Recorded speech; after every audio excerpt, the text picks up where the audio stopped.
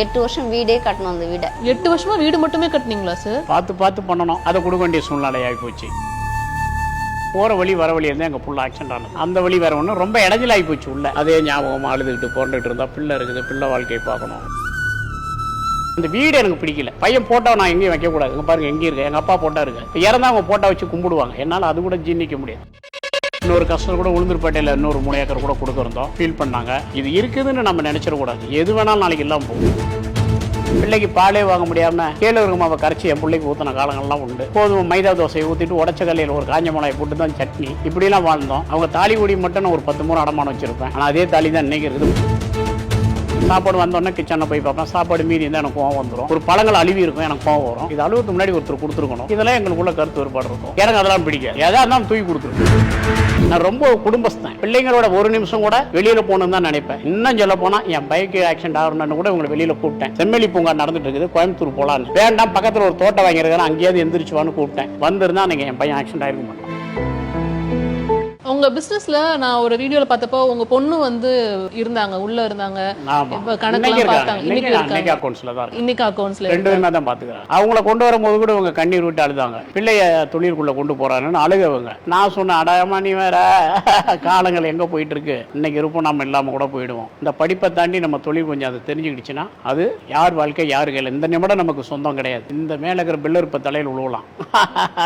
அதுதான் நம்ம லைஃப். எந்த நிமிடமும் இந்த உலகத்தில் நமக்கு உறுதியானவை அல்ல, நிச்சயிக்கப்பட்டவல்ல. எப்போ வேணாலும் நம்ம பிரியலாம். அந்த பிள்ளைக்கு ஒரு நம்ம தொழிலை பற்றி கற்றுக் கொடுத்தா ஃபியூச்சரில் இருக்குது, நல்லா இருக்கும்னு சொல்லி நான் தான் கொண்டு போய் வச்சேன். அதுலேருந்து அவங்க விடாமுயற்சி அவங்களுக்கு ரொம்ப பிடிச்சி போய் இன்ட்ரெஸ்ட் ஆகிட்டாங்க. அவங்களும் அழுதாங்க, அப்பா ஆஃபீஸ் கூப்பிட்றாருன்னு. இப்படியெல்லாம் இவங்களை ஏற்றுக்கிட்டு நான் பண்ணுவேன். நீங்கள் அழுதுட்டு போ, கிளம்பு முன்ன ஆஃபீஸ்க்கும்பேன். கற்றுக்கிட்டாங்க. இப்போ இன்ட்ரெஸ்ட் ஆயிடுச்சு. உள்ள வந்து பார்த்து வெட்டி அப்பா இவ்வளோ பேர் ஏமாத்துறாங்க, நம்ம இன்னும் இப்படி பண்ணனா நிறையா இருக்கும். நிறையா பண்ணாங்க. என் பொண்ணு வந்து உள்ள அவங்க நிறைய சேஞ்சஸ். வியாபாரிகளாம் மிரண்டாங்க, பாராட்ட ஆரம்பிச்சாங்க.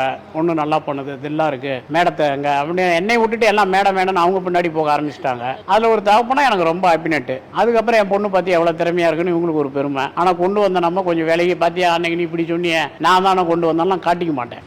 அந்த எதிர்மனை பண்ண மாட்டேன். அது அப்படிதான் இருக்கும். ஆமாமா அப்படின்ட்டு போனோம். சார் நிறைய விஷயங்கள் வந்து தெரிஞ்சுதான் பண்ணியிருந்திருக்காங்க. நீங்க ஃபர்ஸ்ட் அனுப்பும்போது விடலன்னாங்க, அதுக்கப்புறம் இப்போ ஓகே அவங்களுக்கு. இப்போ ஆமா, அவங்க ஸ்கூல் படிச்சுட்டு இருந்தாங்க. அப்ப ஸ்கூல் படிக்கும் போதே கூட்டிட்டு போயிட்டாங்க. 10th படிக்கிறதுல அவங்களுக்கு சனி ஞாயிறுலாம் போகணும்னு எதிர்பார்ப்பாங்க. அவங்களுக்கு வந்து எல்லாரும் ஃபுல்லா ஜென்ஸ். அவங்களுக்கு போறதுக்கு வருத்தப்படுவாங்க. என்கிட்ட ஒவ்வொரு முறையும் சொல்லுவாங்க. நானும் அங்க போனது கிடையாது, எனக்கும் ஆபீஸை பத்தி தெரியாது. அப்ப இவங்க தனிமையா இருப்பாங்க. அங்க போய் கஷ்டமா இருக்கும். அதுதான் உங்களுக்கு கஷ்டமா இருந்தது. இப்ப ஆனா எப்படி இருக்கு இப்ப நினைக்கும் போது? இப்ப அவங்க வந்து எதுக்காக அங்க போயிருக்காங்க, என்ன கத்துக்கிட்டாங்க, எது அவங்களுக்கு வாழ்க்கைக்கு நல்லது, அதை புரிஞ்சுக்கிட்டோம். சார் அப்பையில இருந்தே ரொம்ப வந்துட்டு எதிர்காலத்தை நோக்கியே வந்துட்டு பயணிச்சிருக்காரு இல்லையா? நம்ம வந்து அந்த தருணத்தை மட்டும் தான் யோசிச்சிருந்திருக்கோம். அவர் வந்துட்டு இவ்வளவு தூரம் ஃபியூச்சரிஸ்டிக்கா திங்க் பண்றாரு. உணவு முறை, பழக்க வழக்கம், எக்ஸசைஸ் பண்ண சொல்லுவேன். பிள்ளைய யோகா கிளாஸுக்கு நான் பயன்படுத்துவேன். எக்ஸசைஸ் பண்ணணும்னு வலியுறுத்துவேன். அதுக்கும் சங்கடப்படுவாங்க. ஜிம்முக்கு அனுப்புவேன். கொட்டை பிள்ளை வீட்டோட இருக்க கூடாது, இவங்களையும் சத்தம் போடுவேன். நல்ல உணவு முறை கற்றுக் கொடு, நல்ல எக்ஸசைஸ் கற்றுக் கொடு. நம்ம தாய் செய்யறதை பார்த்து தான் பிள்ளைங்க கற்றுக்கும். நான் என்ன சொன்னாலும் இப்போ கேட்க மாட்டாங்க. இதெல்லாம் எங்களுக்கு நிறைய கருத்து முரண்பாடு ஏற்படும். நான் அதை வந்து ஒரு முறைக்கு போகிற பிள்ளைய வளர்க்கக்கூடாதுன்னு நினைப்பேன். எல்லாம் தெரிஞ்சுக்கணும். நாளைக்கு வந்து ஃபர்ஸ்ட் வந்து கஷ்டப்பட்டேன் நாங்கள். இப்போ உங்ககிட்ட சொல்லியிருக்காங்களா, நல்ல வேலை கூட்டிட்டு வந்தீங்க என்ன அப்படின்னு ஏதாவது சொன்னாங்களா? உங்க பொண்ணு சொன்னாங்களா அது மாதிரி? இல்லை, அவங்களுக்கு இது சிரமமாக இருக்கு, ரொம்ப சிரமமாக இருக்குப்பா. இது எப்படி தான் நீ சமாளிக்கிறியோ, எப்படிப்பா பேஸ் பண்ண, அவங்களுக்கு ரொம்ப முடியலப்ப. அதனால் தனி மேனேஜ்மெண்ட் அமைக்கிற முயற்சியில் இருக்கிறேன். அது எனக்கே தெரியுது, இது நம்மளால் மட்டும்தான் தாங்கிக்க முடியும்னு. ஏன்னா நீங்கள் சொசைட்டியில் பார்த்துருப்பீங்க, ஒரு ஹோட்டல் நடத்துறது எவ்வளோ கஷ்டம். நீங்கள் சிட்டி ஃபுல்லாக ஆயிரக்கணக்கான ஹோட்டல் மூட தயாராகுது. விட்டா போதுன்னு இருக்கிறாங்க. காசும் வேண்டாம், ஒன்றும் வேண்டாம், போர்டை மாற்றிட்டு எடுத்துக்கன்றாங்க. இன்னைக்கு கூட வந்து உட்காந்துருக்குறாங்க. அவ்வளோ சிரமமான தொழில் இது. அது அவங்களுக்கு ஒரு ரிக்ஸாக இருக்குது. நான் அதனால தான் பாப்பாவுக்கு லண்டனில் ஓப்பன் பண்ணி ஒரு ஸ்மால் ஸ்டால் மட்டும் போட்டாங்க, கொடுத்துடலான்னு பார்த்தேன். அந்த நேரம் அவங்க பிரசவத்தில் இந்த வசதி போக முடியல. அவங்களுக்கு இது ரொம்ப சிரமம் தான். ஹோட்டல் லைன் ரொம்ப சிரமம். நான் எல்லாருக்குமே இன்றைக்கி கூட என்கிட்ட பிரான்ச்சு கொடுன்னு பணம் எடுத்து வாங்கிட்டு எல்லாம் பணம் கிடைக்குதுன்னு கொடு. அனுபவம் இருக்கா, முடியுமாங்கிறது எல்லாம் செக் பண்ணி தான் நமக்கு ஒரு 5-10 லட்சம் அவனால் கிடைக்குதுங்கிறது தான் முக்கியம். நமக்கு அவங்க குடும்பம், பிள்ளைங்க எங்கேயும் வட்டிக்கு வாங்கி நாளைக்கு அவங்களுக்கு என்ன ஆகுறது அந்த குடும்பம். அந்த மாதிரி இது ரொம்ப சிரமமான தொழிலாக தான் இருக்குது அவங்களுக்கு. அதுக்கான பிளானை யோசிச்சுட்டு இருக்கிறேன். ஓகே, அவங்களை எப்படி யூஸ் பண்றது அப்படின்னு யோசிச்சுட்டு இருக்கீங்க. சார் வந்து அன்னைக்கு பேசும்போது சொன்னாங்க, கோவிட் டைம்ல வந்து நான் நிறைய சொத்துக்களை வித்து தான் நான் வந்து செலவு பண்ணினேன், சம்பளமே போட்டேன் அப்படின்னு சொல்லி சொன்னாங்க. அப்ப வந்து நீங்க என்ன சொன்னீங்கன்னு நான் தெரிஞ்சுக்கலாமா?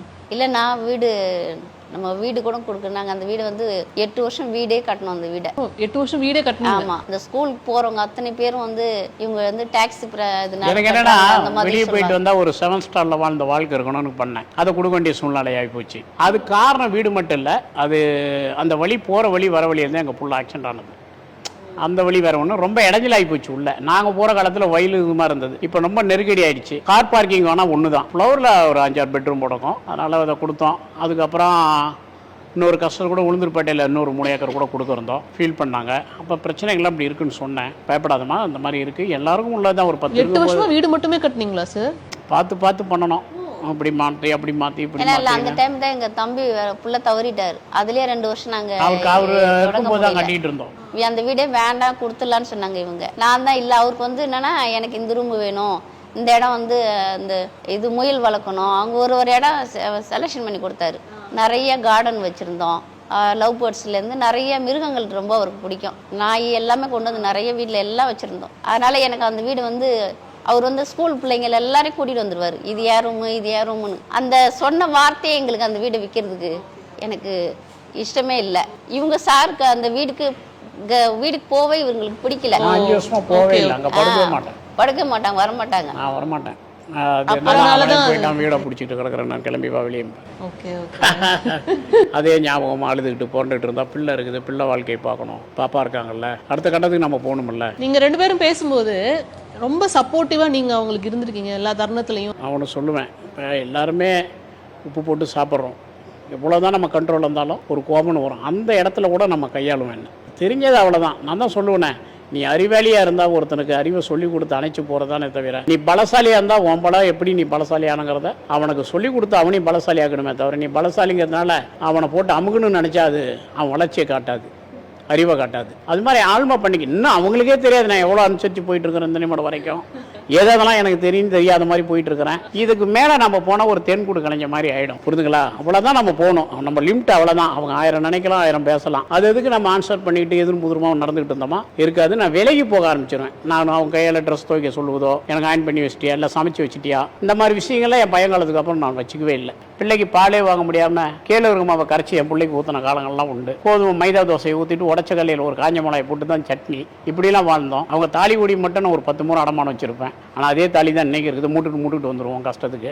நான் ஒரு வாழ்க்கையாக ஒரு 10 முறை அடமானம் வைப்போம், அதை மூட்டுட்டு வருவோம். இப்படி தான் எங்கள் வாழ்க்கை போனது. இந்த இடத்துல இருந்தாலும் வாழ்க்கையை கொண்டு வந்திருக்கிறேன். அப்புறம் என்னத்துக்கு இவ்வளோ கவலைப்பட்டுட்டு இருக்கணும்? இன்னைக்கு இவ்வளோ இருக்கும்போது 2 தூக்கி போடுவேன். சாப்பாடு வந்தோடனே கிச்சனில் போய் பார்ப்பேன். சாப்பாடு மீறி இருந்தால் எனக்கு கோவம் வந்துடும். ஒரு பழங்கள் அழுவி இருக்கும், எனக்கு கோவம் வரும். இது அழுவத்துக்கு முன்னாடி ஒருத்தர் கொடுத்துருக்கணும், இந்த சாப்பாடு கேறதுக்கு முன்னாடி ஒருத்தர் கொடுத்துருக்கணும். இதெல்லாம் எங்களுக்குள்ள கருத்து வேறுபாடு இருக்கும். எனக்கு அதெல்லாம் பிடிக்காது. ஏதாவது இருந்தாலும் தூக்கி கொடுத்துருவேன். எனக்கு இருக்காலேன்னு கூட பார்க்கறது. இவங்க என்ன பண்ணுவாங்க, இருக்குதா இல்லையான்னு கூட பார்க்க தூக்கி போட்டுறாரு. இந்த மாதிரி விஷயங்கள் தான். இதெல்லாம் சின்ன சின்ன விஷயங்கள். 30 வருடம் பயணிச்சிருக்கீங்க, ஒரு திருமண வாழ்க்கையில சக்சஸ்ஃபுல்லா பயணிச்சிருக்கீங்க அப்படின்னா, இந்த விஷயம் இருந்ததுன்னா யார் வேணாலும் பயணிக்கலாம்னா நீங்க என்ன சொல்லுவீங்க 2 பேரும்? என்னை பொறுத்தவரை இந்த வெள்ளைச்சட்டை கரையாகாமல் இருக்க காரணம் அவங்க கரைபடியாத மனைவி. எனக்கு ஒரு வெள்ளை மனம் கொண்ட மனைவி. அவங்களே என்னை பொறுத்தவரை அவங்களுக்காக நான் இல்லை, நிஜமாக தான்.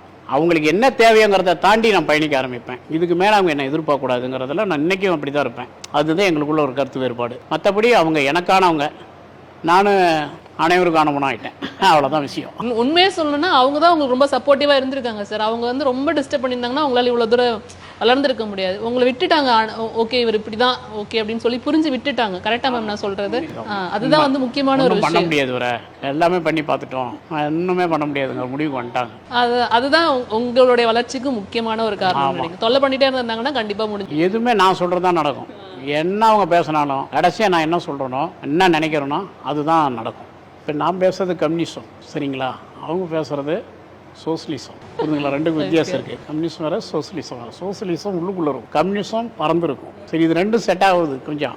ஆனால் இங்கே எங்கே விஷயம் நல்லா இன்றைக்கி அண்டர்ஸ்டாண்டிங் இருக்குன்னா, அதை ஆழ்மா பண்ணிக்குவேன், விட்டு பிடிப்பேன். விட்டு பிடிச்சி போன பாலும் நம்ம பக்கமே திரும்பி வரும். ஒரு மனிதன் அதான் சொன்னேனே, சம்பளம் கொடுத்தேன், அவன் வேலை செய்யட்டுன்னு நினைக்க மாட்டேன். சம்பளத்தோடு சேர்த்து அவன் சுதந்திரத்தையும் கொடுக்கணும். எல்லாத்துக்கும் நம்ம அவங்க ஒரு சரியாக விசாரிக்காமல் கெட்ட பருவை பார்த்துட்டு கெட்ட இது கண்ணோட கெட்ட மனசோட பார்த்தோமா, அது எல்லாமே தப்பாக தான் தெரியும். எதையுமே கொஞ்சம் பொறுமையாக கொஞ்சம் பார்த்தோமா, அவசரப்பட்டிருந்தால் எவ்வளோ தப்பாக இருக்குங்கிறது நமக்கு எவ்வளோ விஷயங்களை புரிஞ்சுக்கலாம். பொம்பளைங்களை நான் அவங்க வேலைக்கு அவங்கள பார்க்கும்போது நான் வேலைக்கு போகக்கூடாதுன்னு சொன்னேன். அவங்க அம்மாவுடைய சொத்து நான் எடுத்தது கிடையாது. 1 ஏக்கர் இருக்குது. அவங்க அப்பா அழுது கூட புரண்டு பார்த்தாரு. தன்னம்பிக்கையில் நான் ரொம்ப ஸ்ட்ராங்கான ஆள். அதே மாதிரி நான் செய்யும் போதும் எனக்கு கேள்வி கேட்டால் கோவம். இதை செஞ்சாதான் என் தொழிலுக்கு அந்த தொழில் நல்லா இருக்கு. 1000 காரணங்கள் இருக்கு. அதெல்லாம் விலக்கிக்கிட்டு இருக்க முடியாது. அதில் நல்லவனும் இருப்பான், கெட்டவனும் இருப்பான். நிறைய பேர் என்ன சொல்லுவாங்க, உங்களுக்கு இன்னும் கொஞ்சம் படித்த எஜுகேஷன் மனைவியாக இருந்தால் நல்லா சும்மாரி எல்லா கணக்கும் எடுத்துகிட்டு அக்கௌண்ட்டே டீல் பண்ணிட்டு போயிருப்பேன். நானே செலவு இல்லாமல் வந்திருப்பேன். இதுதான் கரெக்டு. கம்முன்னு இருப்பேன். படித்ததெல்லாம் வேண்டாம் நமக்கு. ஒவ்வொரு பைசாவும் கணக்கு வரும். இப்போ லட்சம் எடுத்தாலும் தெரியாது. அவங்களுக்கு தேவையானமா அதை கொடுத்துட்டோமா ஜாலியாக இருக்கலாம். நம்ம ஷூட்டிங் எடுக்கலாம், சினிமாவுக்கு போகலாம், 4 பேருக்கு உதவலாம், அமெரிக்கா போகலாம், லண்டன் போயிட்டு வந்துட்டேன், சிங்கப்பூர் கூப்பிடுவேன். ஆனால் என்னை பொறுத்தவரை அவங்களுக்கு ஒரு விஷயம், அவங்க கூட தான் நான் ரொம்ப நேரம் இருக்கணும்னு என் திருமண வாழ்க்கையில் ரொம்ப நேரம் வீட்டில் இருப்பேன். அவங்க எப்படி அது மறந்து சொல்கிறாங்கன்னு தெரியல. எங்கள் கூட இல்லைங்கன்னு ஏன் மறந்தாங்கன்னு தெரியல. ஏன் வீட்டுக்குள்ளே இருக்கிற கடைக்கு எந்திரிச்சு போகணும். 15 நாள் ஆனாலும் வீட்டுக்குள்ளேயே தான் நான் இருப்பேன். என் பிள்ளைங்களோட ஒரு நிமிஷம் கூட வெளியில் போகணுன்னு தான் நினைப்பேன். இன்னும் சொல்ல போனால் என் பைக் ஆக்சிடென்ட் ஆகணும்னு கூட உங்களை வெளியில் கூப்பிட்டேன். செம்மொழி பூங்கா நடந்துட்டு இருக்குது, கோயம்புத்தூர் போகலான்னு. வேண்டாம், பக்கத்தில் ஒரு தோட்டம் வாங்கியிருக்கிறேன், அங்கேயாவது எந்திரிச்சுவான்னு கூப்பிட்டேன். வந்திருந்தா நீங்கள் என் பையன் ஆக்சிடென்ட் ஆகிருக்க மாட்டான். எப்போ நான் இவங்க கூட தான் அதிக நேரம் செலவழிப்பேன். பிள்ளைங்களை எப்பவும் காரில் ஏற்றிக்குவேன், ஒரு நாயை ஏற்றிக்குவேன். நான் ரொம்ப குடும்பஸ்தேன். அப்புறம் மாறுது லைஃப். பையன் காலத்துக்கு அப்புறம் இந்த ஓனரான வெட்டி வந்த ஃப்ரெண்ட்ஷிப்பு, சொசைட்டி, நேமாவும் இப்போ உங்களுக்கு நேரத்தை கொடுக்க வேண்டியது இருக்குல்ல இல்லையா? இப்படியெல்லாம் நான் ஆண்மைப்படுத்தப்படுறேன். என்ன செய்வது? தொழில் வளர்ந்துருச்சு, அதை விட்டுற முடியாது. நம்ம இந்த புலிவாலை பிடிச்ச கதம்பாங்க, எல்லாத்தையும் நம்ம அனுசரித்து போகணும். சொசைட்டிக்குள்ளே நான் ஃபேஸ் ஆன வெட்டி தான் பல பிரச்சனைகள் என்னை சூழுது, இது பண்ணுறேன். அப்புறம் தான் எனக்கு உங்களுக்கும் கொஞ்சம் விலகல் ஏற்படுது. அந்த வீடு எனக்கு பிடிக்கல. பையன் போட்டோ நான் எங்கேயும் வைக்கக்கூடாது. இங்கே பாருங்கள், எங்கேயும் இருக்கு, எங்கள் அப்பா போட்டோ இருக்கு. இறந்தா அவங்க போட்டோ வச்சு கும்பிடுவாங்க. என்னால் அது கூட ஜீர்ணிக்க முடியாது. அது முடிஞ்சதை விட்டுருங்க. அதை பார்த்துக்கிட்டு, அதை ஏங்கிக்கிட்டு, அதை அழுதுகிட்டு இப்போ இருக்கிறவங்களை கவனிக்க முடியாது. இழப்புங்கிறது ஏற்பட்டு விட்டது. அந்த இழப்பையே நினச்சிக்கிட்டு கலங்கி நின்னா வேலைக்கு போகணும்னு சொல்லுவேன். இதுதான் எங்களுக்கு 2 பேருக்குள்ள ஒரு பாசிட்டிவ். நான் நிறைய விஷயங்கள் இருக்குது. அவங்க எப்படி சொல்ல முடியாதோ என்னாலேயே சொல்ல முடியாத விஷயங்கள் நிறையா இருக்குது. அவங்க அந்த அளவுக்குலாம் ஒரு ஈடுபாடாக பிள்ளைங்க மேலே தப்பு இல்லை. உலகத்திலேயே தாய்ப்பாசத்தோடு சிறந்தது எதுவும் கிடையாது. தாய்க்கான அன்பு, பிள்ளைக்கான உறவு உலகத்தில் எந்த இடத்துலையும் அந்த அன்புக்கு ஈடானது எதுவும் கிடையாது. அதை உணர்ந்தவன் நான் இல்லைங்களா? அதனால் அதெல்லாம் நான் எடுத்துக்கிறது கிடையாது. அவங்க ஒரு விஷயம் புரிஞ்சுக்கணும், நம்ம சாப்பிட்றது உள்ளங்கை அளவு, கொடுத்துற உடைய உழவு. நம்ம தன்னம்பிக்கை. இன்றைக்கி அவர் ஜெயிச்சு இவ்வளோ தூரம் வந்திருக்காரு. நம்ம பிள்ளைங்களை செதுக்கி அறிவு கொடுத்து ஆற்றல் கொடுத்து கொண்டு வந்து நிப்பாட்டுங்கிற பணியில் அவங்க ஈடுபடணும். என்னை பொறுத்தவரை இது இருக்குதுன்னு நம்ம நினச்சிடக்கூடாது. எது வேணாலும் நாளைக்கு எல்லாம் போகும். ரொம்ப நன்றி சார். வந்து 2 பேரும் உட்காந்து இவ்வளோ டென்ஷனுக்கு மத்தியிலையும் வந்துட்டு அமைதியாக உட்காந்து கேட்குற கேள்விக்கெல்லாம் பொறுமையாக பதில் சொன்னதுக்கு ரொம்ப நன்றி. உங்களை சந்திச்சதுல ரொம்ப சந்தோஷம். நன்றி. நன்றி. Thank you ma'am. தேங்க்யூ.